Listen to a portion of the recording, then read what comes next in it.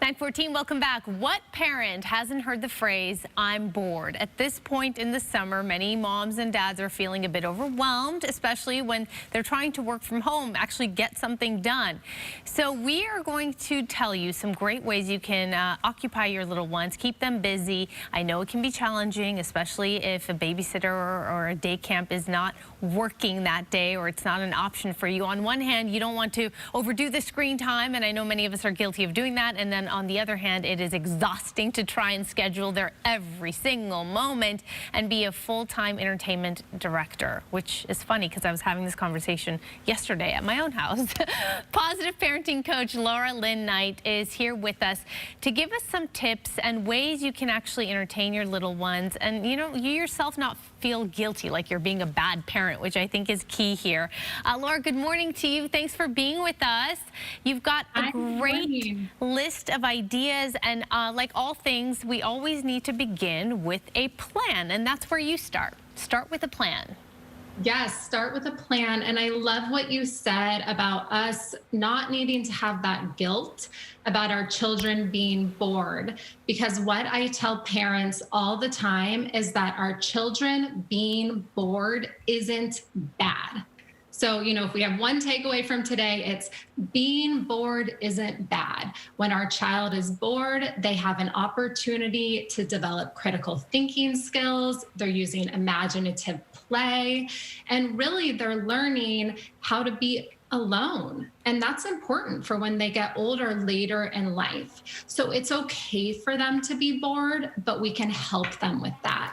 So on my website, lauralynknight.com, I have a free poster that you can download, and that's where we come up with the plan. So sit down with your child and collaboratively work together and ask them, what are some ideas you have? So this is an example of my daughter's. She's 6 years old. She said, she can play with her sand. She has a little sandbox that she likes to play in. It's small. It's like a little Zen, mini sandbox. Listen to a book on tape, play with her stuffies. That might be her most favorite thing to do in the world. Snuggle in bed with a stuffy. There she is with her sandbox. So this is geared towards your child. My daughter is 6. My son is 8. His list looks different, and your teenager's list might look very different from that.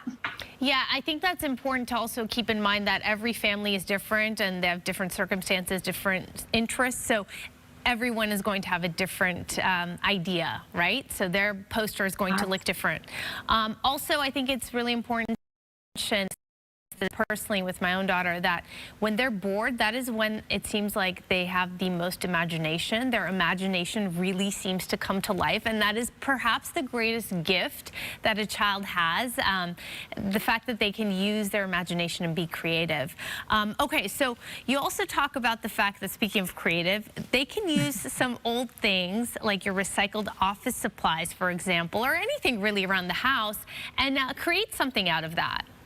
Yes, absolutely. So we have to work sometimes, mom or dad have to work. And even though it's summer, we're still working. And so letting them get out old office supplies, go take out the Amazon boxes or whatever cardboard boxes you have and make a little space can be a really fun idea for them to work at.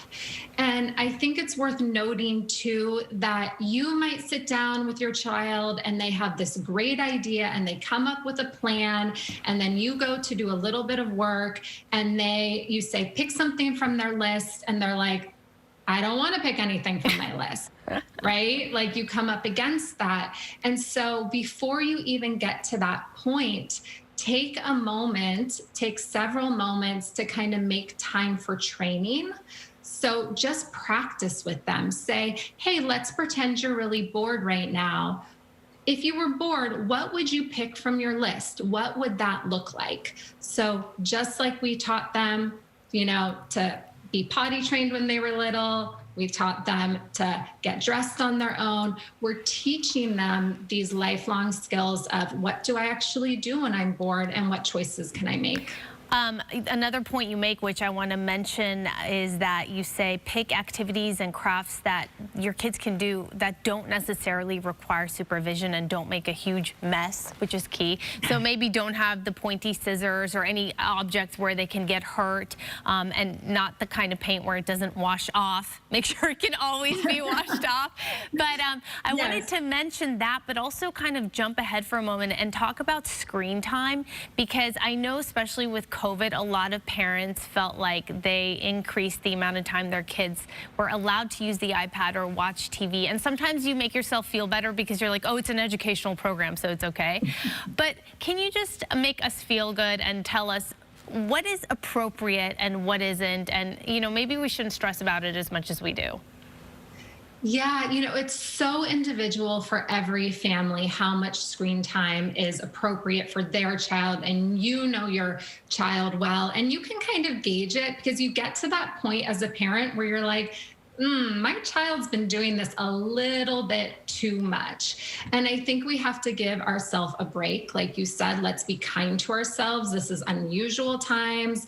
A lot of children are not going into camp right now like normal summers. So it really is falling on us. One device that we use a lot in our home is a book on tape phone. So I put books on tape on an old iPod or an old iPhone. And then my children love listening to the books. They're developing their vocabulary. They're getting into the literature. The former elementary school teacher in me loves that, but they're still having some entertainment. So I think there's some really creative ways where, maybe they're doing screen time, but it is a bit more educational. And that's great. Yeah, absolutely. I will say ABC Mouse, which you can download, and it is a subscription, I have found to be a great way to pass the time, and they do have like stories they read to the kids. Yes. Laura, thank you so much. That was a lot of information, but really good information. Really appreciate it. Have a wonderful weekend. Take care. Thank you. Thank you for having me. Thank you.